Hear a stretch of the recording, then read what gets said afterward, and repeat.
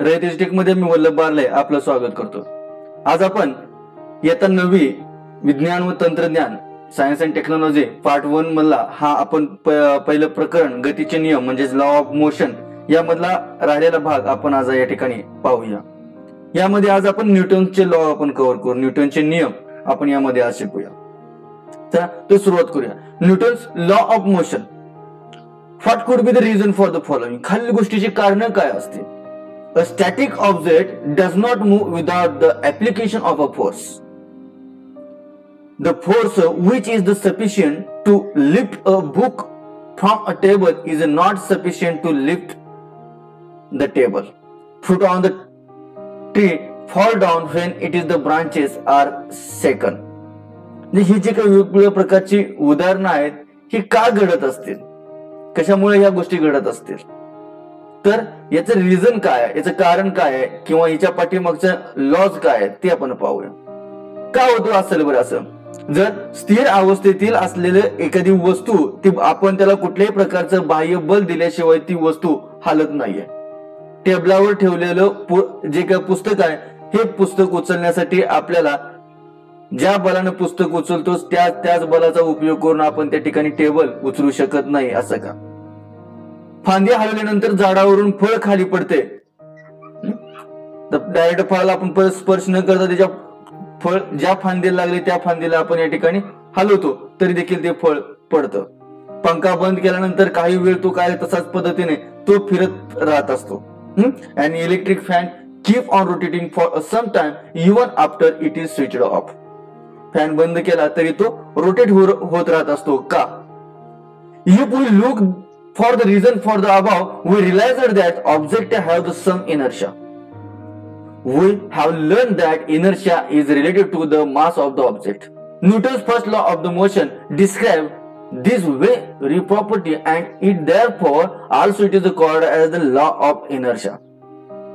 तर ह्या ज्या काही गोष्टी असतात ह्या गोष्टीवरून आपल्याला जर त्याचा आपण या ठिकाणी विचार केला, त्याच्या असणाऱ्या मूलभूत जे कारण आहेत ह्याचा जर आपण विचार केला तर आपल्याला त्या प्रत्येक वस्तूमध्ये असलेलं जडत्व हे आपल्या लक्षात येते।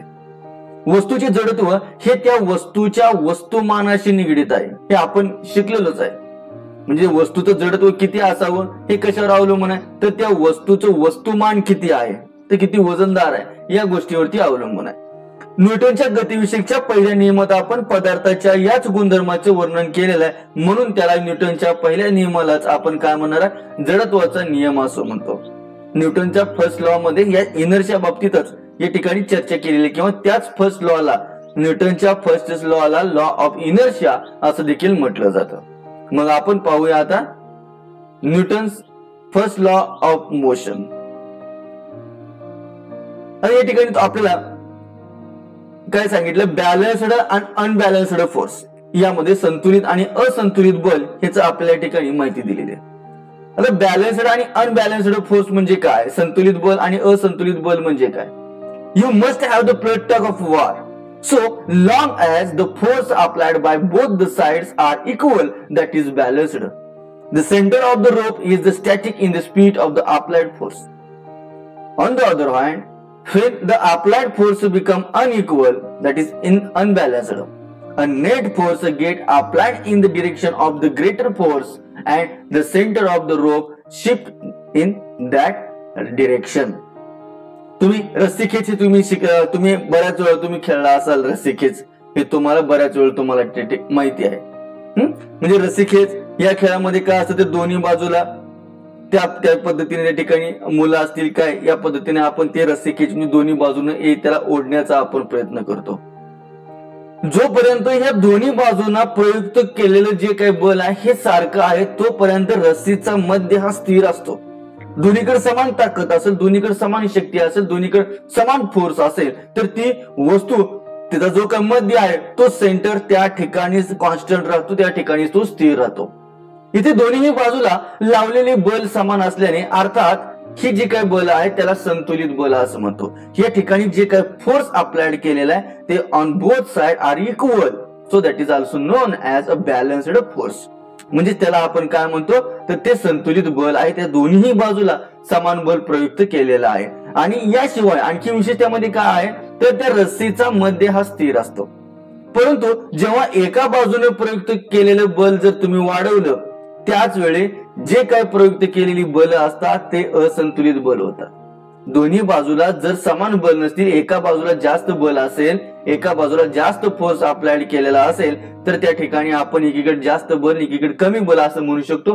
म्हणजे बॅलन्स्ड आणि अनबॅलन्स्ड फोर्स या पद्धतीने आपल्याला दोन ते बल मिळते. म्हणजे याचा परिणाम काय होईल, तर ज्या बाजूला जास्त बल आहे, ज्या बाजूला जास्त ताकद वापरली जाते, ज्या बाजूला जास्त प्रमाणामध्ये फोर्स आहे, त्या बाजूला त्या बलाच्या आधी बाजूला प्रयुक्त होत राहते आणि रस्सीचा जो मध्य आहे तो ज्याच्याकडे जास्त बल आहे त्याच्याकडे तो सरकत जाणार आहे. म्हणजेच या ठिकाणी आपण सांगू शकतो की बॅलन्स्ड आणि इनबॅलन्स्ड बल फोर्स ज्या वेळेस असणार आहे त्यावेळेस ज्या ठिकाणी जास्त ग्रेटर द फोर्स आहे, so there centre of the rope shifted in that direction. म्हणजे याच्यावरून आपण ह्या इनर्शियाची लॉ ऑफ इनर्शियाची म्हणजेच या ठिकाणी न्यूटनचा फर्स्ट लॉ ऑफ आपण सांगू शकतो. And object continue to remain at the rest or in a state of uniform motion along a straight line unless an external unbalanced force acts on it. An object continues to remain at rest or in a state of uniform motion along a straight line unless an external unbalanced force acts on it. म्हणजे जर एखाद्या वस्तूवर कोणतेही बाह्य बल असंतुलित बल कार्य करत नसेल तर तिच्या विराम अवस्थेत किंवा सरळ रेषेत ते एक समान गतीमध्ये ते सातत्य त्याचं राहत असतं. ती तिची दिशा गती त्या ठिकाणी बदलणार नाही. किंवा जर तिला कोणत्याच प्रकारचं बाह्य बल त्याच्यावर तर प्रयुक्त होत नसेल तर, किंवा जेव्हा ती विराम अवस्थेमध्ये असते म्हणजे ती स्थिर असते किंवा ती सरळ एका दिशेमध्ये जात असेल, जर तिला कुठलाच अडथळा नसेल तर त्यामध्ये तिच्या गतीमध्ये सातत्य राहते. म्हणजे जर एखाद्या वस्तूवर कोणतेही जर एखाद्या वस्तूवर कोणतेही बाह्य असंतुलित बल कार्य करत नसेल तर तिच्या विराम अवस्थेत किंवा सरळ रेषेतील एक समान गतीमध्ये सातत्य राहते. या पद्धतीने आपला हा लॉ ऑफ इनर्शिया आपण या ठिकाणी सांगतो. म्हणजे when an object is at the rest of the uniform motion along a straight line, it does not mean that no force is the acting on it. Actually, there are a number of the force acting on it, but they cancel one another so that the net force becomes zero. Newton first law of the explanation, the phenomena of inertia, that is the inability of an object to change its state of motion on its own. It also explains the unbalanced force which causes a change in the state of an object at the rest or in a uniform motion. याच पद्धतीने आपल्याला याच्यामध्ये जर एखादी वस्तू विराम अवस्थेत असेल म्हणजे त्या ठिकाणी शून्य गती असेल किंवा त्याला आपण स्थिर अवस्थेमध्ये असेल किंवा सरळ रेषेतील एक समान गतीमध्ये असते, तेव्हा तिच्यावर कोणतेही जर बल कार्य करत नसेल तर त्याच्यावर कोणत्याही प्रकारचं बल कार्य करत नसेल, एक समान गतीत असेल किंवा ते विराम अवस्थेमध्ये असेल. आता प्रत्यक्ष आपण अशा पद्धतीने म्हणू शकतो, पण प्रत्यक्षमध्ये त्या वस्तूवर वेगवेगळ्या प्रकारची बले कार्य करत असतात, वेगवेगळ्या प्रकारचे फोर्स त्याच्यावरती अप्लाइड झालेले असतात, पण ती परस्परांना निष्प्रभ करत असतात. म्हणजे त्याचा एकंदरीत जो काही त्याचा इफेक्ट आहे, जो काही त्याचा परिणाम आहे हा शून्य होत असतो. म्हणून त्या ठिकाणचा फोर्स हे झिरो होतं, त्या बल आपण त्या ठिकाणी शून्य झालेलं असं म्हणतो. न्यूटनच्या या पहिल्या नियमाचे जडत्वाचे म्हणजेच त्या वस्तूच्या गतीविषयक अवस्था स्वतःहून न बदलण्याचे स्पष्टीकरण दिलेले आहे. म्हणजे एखादं पुस्तक आपण ठेवलं की ते दुसऱ्या ठिकाणी स्वतःहून का जात नाही, तर त्याचं कारण हे जडत्व सांगितलेलं आहे. यामुळे त्या वस्तूच्या विराम अवस्थेत किंवा वस्तूच्या सरळ रेषेमध्ये एक समान गतीमध्ये जर तुम्हाला बदल घडवून आणायचा असेल किंवा त्या बदलास प्रवृत्त करणाऱ्या असंतुलित बदलाचं आपल्याला स्पष्टीकरण दिलं जातं. जडत्वाची सर्वच उदाहरणे न्यूटनच्या गतिविषयकाच्या पहिल्या नियमाची उदाहरणं आहेत. म्हणजे all the instance of the inertia, all examples of the Newton's first law of motion. या पद्धतीनं आता न्यूटनचा आपण सेकंड लॉ बघू. साधारणतः एक उदाहरण बघू. Ask your friend to drop a plastic and one rubber ball from the some height. You catch the ball. Which ball was easier to catch and why? And why? समान एक प्लास्टिकचा आणि एक रबरचा हा बॉल उंचीवरून खाली टाकायला सांगा आणि त्या चेंडूचा तुम्हाला झेल घ्यायचा आहे. तुम्हाला तो कॅच सहजपणे तुम्ही प्लास्टिकच्या बॉलचा तुम्ही कॅच घेऊ शकाल की रबराचा जो काही चेंडू आहे त्याचा तुम्ही कॅच घेऊ शकाल. तर कुठलं तुम्हाला सोपं होईल ते तुम्ही या ठिकाणी सांगा. आता या ठिकाणी ह्या प्रत्येक या ठिकाणी जी काही कृती दिलेली आहे आपल्याला यामध्ये एक चेंडू हळूच फेकायचा, तो झेलण्याचा प्रयत्न करायचा. एक सावकाश स्लोली आपण त्या ठिकाणी टाकायचा आणि तो झेलण्याचा प्रयत्न करायचा. नंतर काय करायचा, तो चेंडू तुमच्या मित्राला जोरात असं फेकायला सांगायचा आणि तो झेलण्याचा प्रयत्न करा. मग अशा या दोन्ही परिस्थितीमध्ये आपल्याला कोणतं झेल घेणं कोणतं कॅच घेणं आपल्याला सहजपणे शक्य होऊ शकतं आणि का, यावर आधारितच आपला हा न्यूटनचा गतिविषयकचा हा दुसरा नियम आहे तो पाहूया. The effect of an object striking another object depend both on the masses of the former object and its velocity. These mean that the effect of the force depend on the property related to the both masses and velocity of the striking object. This property was termed momentum by Newton. म्हणजे आता बघा अशी साधी सोपी गोष्ट आहे या ठिकाणी. एखाद्या वस्तूने जर दुसऱ्या वस्तूवर केलेल्या आघाताचा हा परिणाम हा त्या वस्तूचा असणार वस्तुमान आणि तिचा वेग या दोन्ही गोष्टीवरती अवलंबून असतो. म्हणजेच या ठिकाणी जो काय बलाचा परिणाम घडवून आणण्यासाठी त्या वस्तूचं असणारं वस्तुमान आणि वेग यांना एकत्र जोडणारा जो गुणधर्म कारणीभूत असतो याच गुणधर्माला न्यूटननं संवेग म्हणजे मोमेंटम असं म्हटलेलं आहे. आता एखादी स्थिर असलेली वस्तू असेल आणि त्याला वेगवान आलेली वस्तू जर येऊन जर त्याला धडकली तर त्या जी वेगवान वस्तू आहे ती विरामावस्थेमध्ये असणाऱ्या एखाद्या वस्तूला धडक दिल्यामुळे साहजिक ती विरामावस्थेत असणारी वस्तू देखील काही अंतर त्या ठिकाणी ती कव्हर करू शकते, ती पुढे जाऊ शकते. म्हणजे हा जो काय आहे तो वेग नसून तो काय संवेग आहे, दॅट इज मोमेंटम. आता हे मोमेंटम काय आहे, momentum has the magnitude as well as the direction. Its direction is the same as that of the velocity. In SI system, the unit of the momentum is the kilogram meter per second. For in CGS system, it is the gram centimeter per second.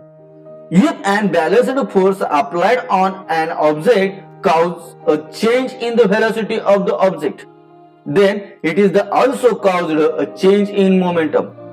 The force necessary to cause a change in momentum of an object depend upon the rate of the change of momentum. म्हणजे ह्या संवेगाला परिणाम आणि दिशा ह्या दोन्ही असतात. संवेगाची दिशा ही वेगाच्या दिशेने असते. एखादी वस्तू धडकल्यावर त्याच्या विरुद्ध बाजूने ती येत नाही, तर ज्या बाजून ती धडकली त्यापासून ती काय होणार अशा पद्धतीने हे कंटिन्यू पुढे असा याचा वेग तुम्हाला या ठिकाणी हा पुढे या ठिकाणी हाताला दुसऱ्या तो लागणार आहे. म्हणजे एका वस्तूवरती असणारा जो काही त्याचं बल आहे, त्याचं मास आहे, वस्तुमान आहे, वेग आहे, हे दुसऱ्या असणाऱ्या वस्तूवरती ते अप्लाइड होतं आणि ती त्या वेगाच्या दिशेने जात असते. याच्या पद्धतीनुसार या संवेगाचे एकक किलोग्राम मीटर पर सेकंद आहे, तर सीजीएस पद्धतीमध्ये ग्रॅम सेंटीमीटर पर सेकंड असं आहे. जर वस्तूवरती प्रयुक्त असलेलं असंतुलित बल हे वेगामध्ये बदल घडवून आणत असेल तर तेच बल संवेगामध्ये पण बदल घडवतं. वस्तूच्या संवेगात बदल घडवून आणणाऱ्या आवश्यक असणाऱ्या बलावरती संवेगाच्या बदलाचा दर अवलंबून असतो. म्हणजे बघा, the force necessary to cause a change in the momentum of an object depend upon the rate of change of momentum. म्हणजे हे त्याच्यावरती मोमेंटम वरती अवलंबून असतो, म्हणजे संवेगावरती अवलंबून असतो. The momentum is also denoted in capital letter P. Momentum is the product of the mass and the velocity of an object. That is P is equal to m into v. Momentum is a vector quantity. म्हणजे हा जो काय momentum आहे म्हणजे संवेग आहे तो काय आहे. मोमेंटम म्हणजे काय, संवेग म्हणजे काय, तर वस्तूचा वेग आणि वस्तुमान या दोघांचा गुणाकार म्हणजे संवेग. वस्तूचा वेग व वस्तुमान या दोघांचा गुणाकार म्हणजे संवेग.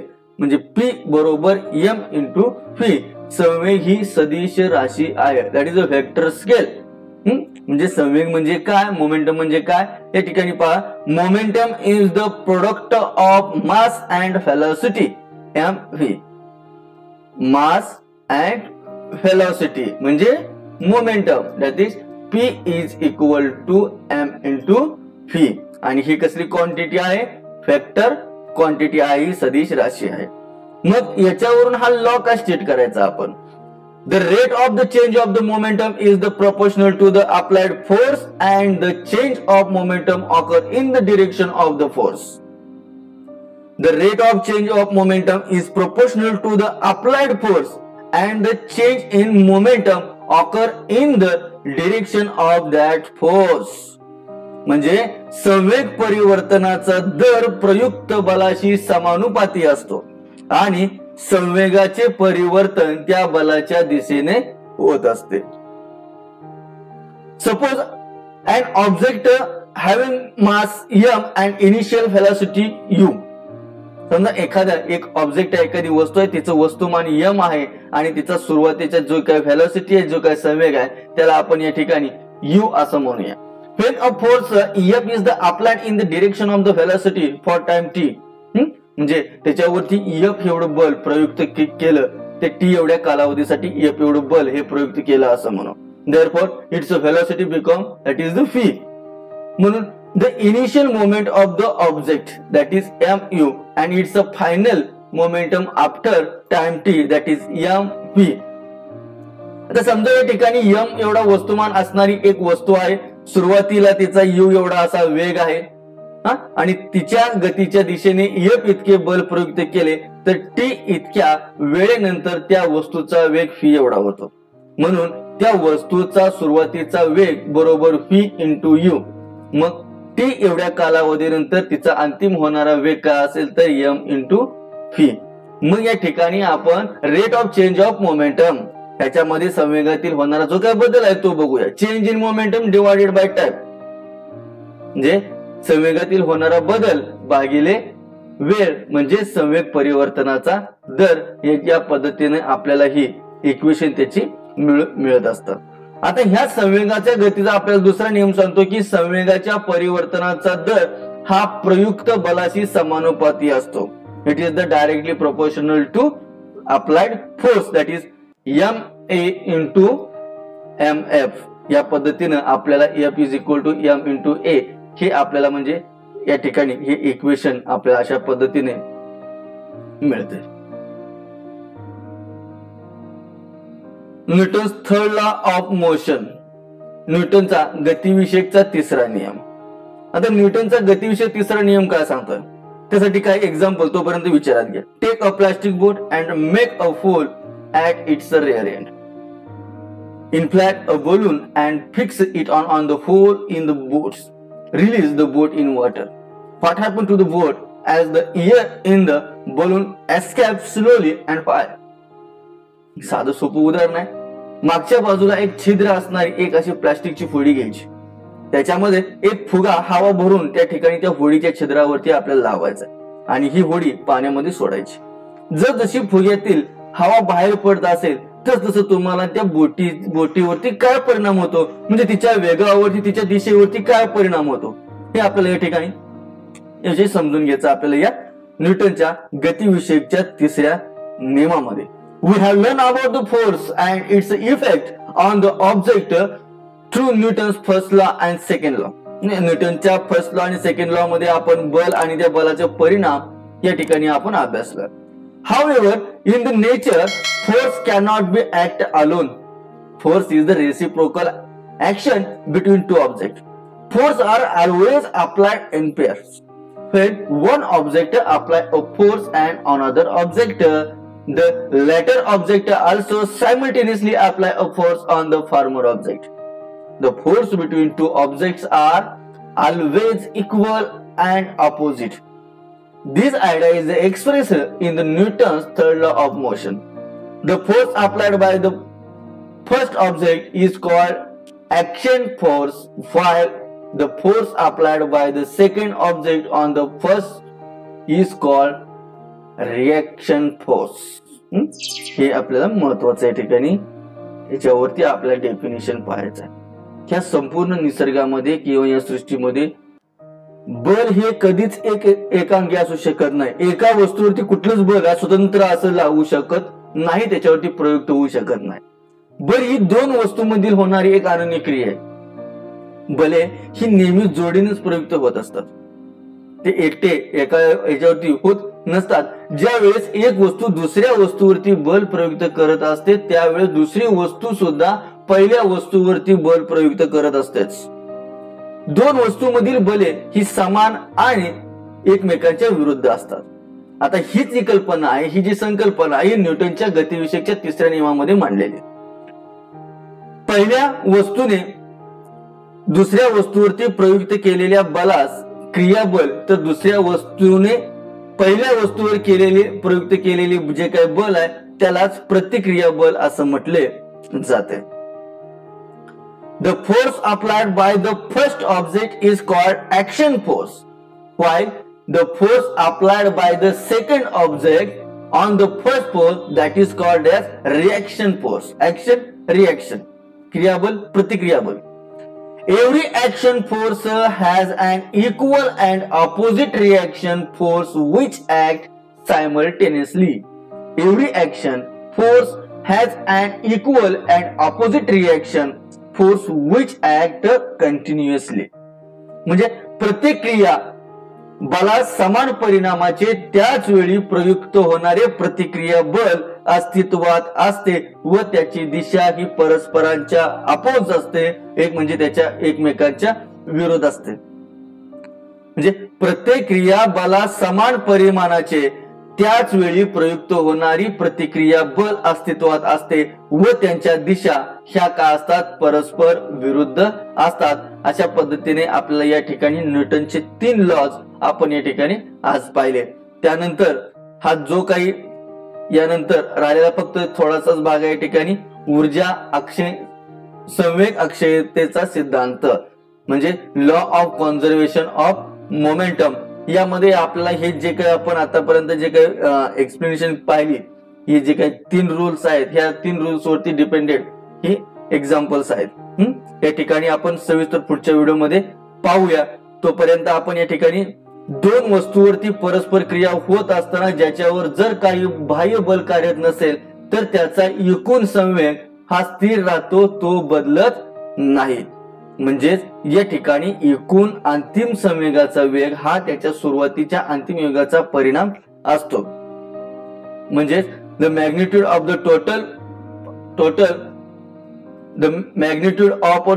total final momentum that is equal to the total magnitude of the total initial momentum. When no external force act on the two interacting objects, their total momentum remain constant. It does not change at all. म्हणजे या ठिकाणी ही law of जे काही आपण पाहत असतो, हे जे काही म्हणजे लॉ ऑफ जी मोशन्स आहेत, म्हणजे हे गतीचे जे काही नियम, न्यूटनचे नियम आहेत, ह्या नियम म्हणजे आता समजा एखाद्या ह्या गतीचा उपसिद्धांत आहे. आता एखादी टक्कर झाल्यानंतर संवेग स्थिर असतो, तर टक्कर झालेल्या वस्तूमध्ये संवेग पुनरावृत्तीत होत असतो.